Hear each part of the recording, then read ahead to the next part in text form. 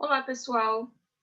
Eu me chamo Clara, eu sou enfermeira e eu realizo uma pesquisa pela Faculdade de Medicina da Universidade de São Paulo, que é um mestrado pelo programa de Fisiopatologia Experimental. O local de estudo é o Instituto de Psiquiatria do Hospital das Clínicas da Faculdade de Medicina da Universidade de São Paulo. Mais especificamente, o grupo de estudos de álcool e outras drogas, que se denomina GREA. O meu orientador é o doutor André Malbegier, e minha co-orientadora é a enfermeira Joulce Gabriela. Juntos, somos autores desse trabalho e eu vou apresentar para vocês agora. Vou compartilhar aqui a tela. Conforme vocês podem ver aqui, o título desse trabalho é O efeito de um treinamento sobre ações de humanização em um grupo de profissionais que trabalham na área de álcool e outras drogas. Ou seja, o trabalho vai mensurar o efeito desse treinamento de ações de humanização. Tratou-se de uma intervenção em que avaliamos os profissionais pré e pós, os mesmos profissionais. Por isso, realizamos diversos testes T pareado, certo? Analisando pré e pós. A humanização é um conjunto de valores e técnicas e comportamentações que, construída dentro dos seus princípios, promovem a qualidade das relações entre pessoas no serviço de saúde. Essa é uma das definições de humanização. Existem tantas outras. Essa aqui é retirada do Guia Técnico de Humanização do próprio HC. As outras, retiradas de dicionário e também por estudiosos, elas falam o seguinte: é dar condições humanas, é ser benévolo, é ser amável, é ser tratável, tanto para com o usuário do serviço de saúde, quanto também para com o profissional de saúde. No Brasil, a humanização é uma política nacional, uma política pública, certo? Porém, em outros países, existe também humanização, mas não como política pública. No Brasil, ela surge em 2003 como uma política nacional, chama-se PNH. Existem diversos estudos sobre a humanização em centros de atenção psicossocial, CAPS. Nenhum estudo quantitativo, nenhum estudo de intervenção avaliando pré e pós de forma quantitativa, mas existem estudos em CAPS, Centro de Atenção Psicossocial. Porém, não existem muitos estudos, nós não encontramos muitos estudos em hospitais psiquiátricos e ainda mais dentro de grupos de estudo de álcool e outras drogas. Por isso, o nosso objetivo foi avaliar a eficácia de um treinamento na área de humanização. Um treinamento que foi dado vários dias, 5 dias, de 2 horas cada momento de treinamento. Avaliar o conhecimento, a habilidade e as atitudes que os profissionais de saúde atribuem às ações de humanização. Por quê? Porque foi uma autoavaliação. Já já vou explicar a dinâmica para vocês. Mas de forma autoavaliativa, eles atribuíram scores que variava de 0 a 4, sendo 0 nada e 4 o mais elevado que tinha. 2 e 3 números intermediários dos scores. E a partir disso, nós mensuramos a média grupal dos scores e avaliamos pré e pós, utilizando o teste T-Student variado e também utilizando o teste análise de variância de uma via nova para avaliarmos as diferentes categorias profissionais, antes e após o treinamento. O local, conforme eu falei, é o IPQ, Instituto de Psiquiatria, da Faculdade de Medicina da Universidade de São Paulo. O nosso N total foram de 54 sujeitos, e a amostragem foram de profissionais que trabalhavam no GREA. Usamos profissionais para realizar esse estudo. Eles se autoavaliavam, daí chamado de autoavaliação ou autopercepção. Funcionou da seguinte forma: nós convidávamos os profissionais para poder participar de um treinamento. Esses convites eram feitos mediante autorização, primeiramente, da chefia, tá certo? De cada categoria profissional, daqui a pouco eu vou falar as categorias que participavam. Os profissionais que aceitassem participar do treinamento também poderiam participar do estudo se quisessem. Para isso, eles assinavam um termo de consentimento livre esclarecido, explicando que eles não seriam identificados por nomes, apenas por números, né, que os dados poderiam ser divulgados posteriormente para eles, né, quando forem publicados, e também deixando livre para que eles pudessem desistir do estudo e continuassem participando do treinamento se assim o quisessem. Os 54 profissionais que assinaram o termo e permitiram o uso dos dados deles na pesquisa receberam os instrumentos pré e pós. O pré eles respondiam com 34 questões E o pós, eles respondiam 15 dias após o treinamento, para a gente ver quanto ficou desse treinamento. Nós aplicamos um instrumento e ministramos duas aulas de 1 hora, com um intervalo de 15 minutos entre essas 2 aulas. O conteúdo dessas aulas foram baseados, o conteúdo foi baseado nas diretrizes de humanização, que dentro do Guia Político de Humanização do HC é classificado como acolhimento, é o encontro com o outro, o encontro do profissional ou da pessoa que trabalha na saúde com o usuário do serviço de saúde.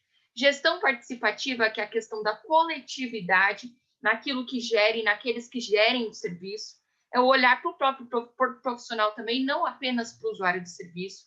Ambiência, que tem a ver com um lugar, porque por si só, pessoal, o hospital psiquiátrico muitas vezes já é algo estigmatizado, mesmo com a reforma antimanicomial que tivemos.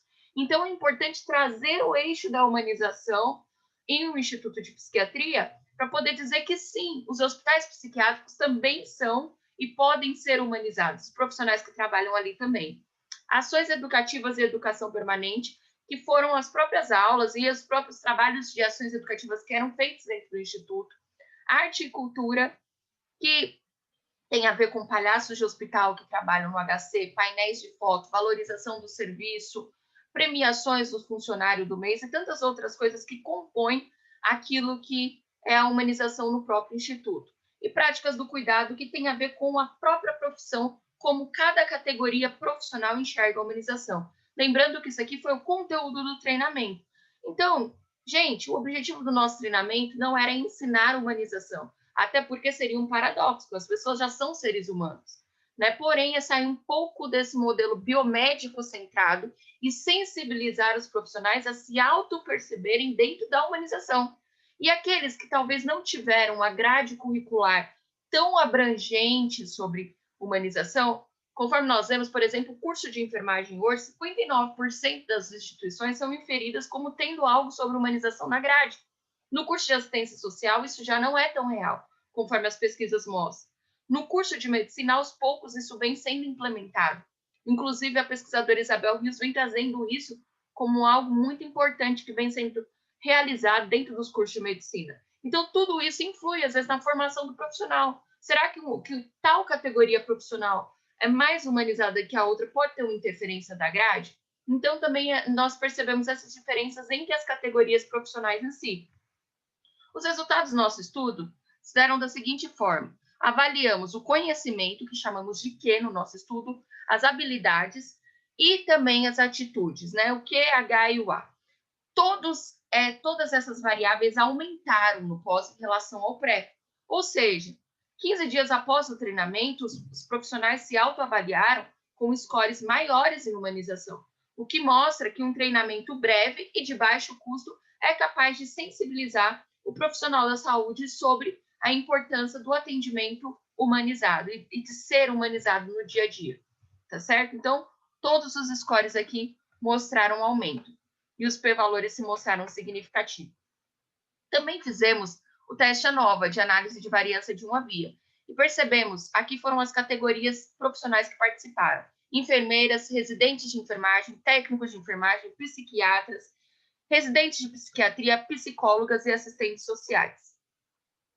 Vou aproximar mais para vocês entenderem aqui essa tabela.